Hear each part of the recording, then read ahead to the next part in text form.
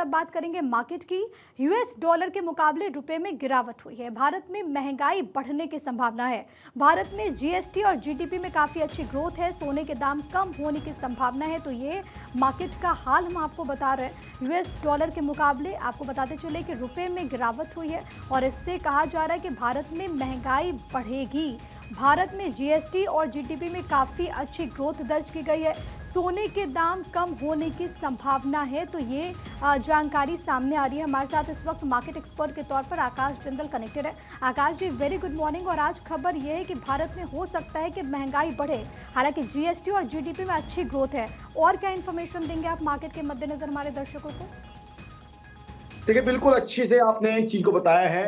Dollar अब 85 rupees 8 पैसा हो गया है। अब डॉलर के बड़े पैसे के कारण यहाँ क्रूड ऑयल महंगा हो सकता है। कच्चा तेल जो कि 75 to 80% हम इंपोर्ट करते हैं वो महंगा होगा, तो पेट्रोल डीजल महंगे होंगे, और डीजल महंगा होगा तो जाहिर सी बात है खाने पीने का तमाम सामान डीजल पे ट्रेवल करता है। तो ये एक विदेशी कारण है, ग्लोबल रीजन है, जिसकी वजह से हिंदुस्तान में इन्फ्लेशन बढ़ सकती है। हिंदुस्तान की इकोनॉमी की बात करें, हिंदुस्तान की इकोनॉमी बहुत अच्छी चल रही है। आपने जीएसटी और जीडीपी ग्रोथ की बात की।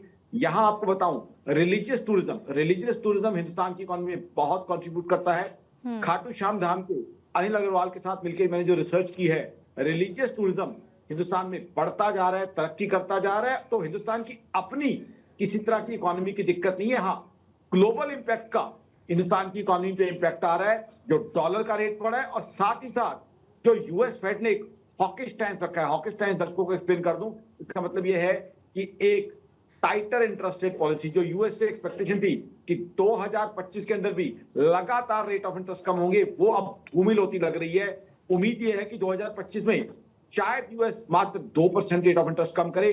अब वो दो बार माफ कीजिए, 2 बार रेट ऑफ इंटरेस्ट कम करे। तो अगर वो रेट ऑफ इंटरेस्ट कम करता है, यानी रिडक्शन बहुत कम होती है, तो इसका मतलब है कि वहां की मार्केट में और इकोनॉमी में उठाव नहीं आएगा, और हिंदुस्तान के लिए भी उतने फंड्स नहीं आ पाएंगे, क्योंकि वहां की ही बॉन्ड्स उनके लिए अट्रैक्टिव रहेंगे। तो कहीं ना कहीं हिंदुस्तान की इकोनॉमी प्रधानमंत्री मोदी की अध्यक्षता में बहुत बढ़िया चल रही है, बहुत तरक्की कर रही है, बट ग्लोबल फोर्सेस हमें इंपैक्ट कर रही हैं।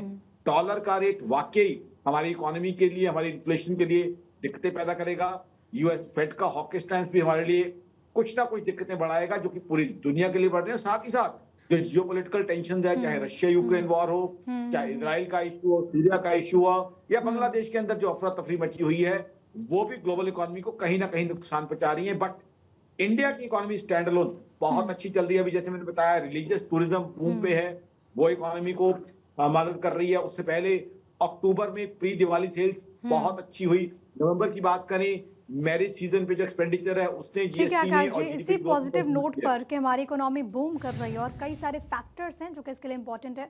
आपका बहुत धन्यवाद हमारे साथ जुड़ने के लिए और भारत 24 के दर्शकों के साथ ये जानकारी पहुंचाने के लिए।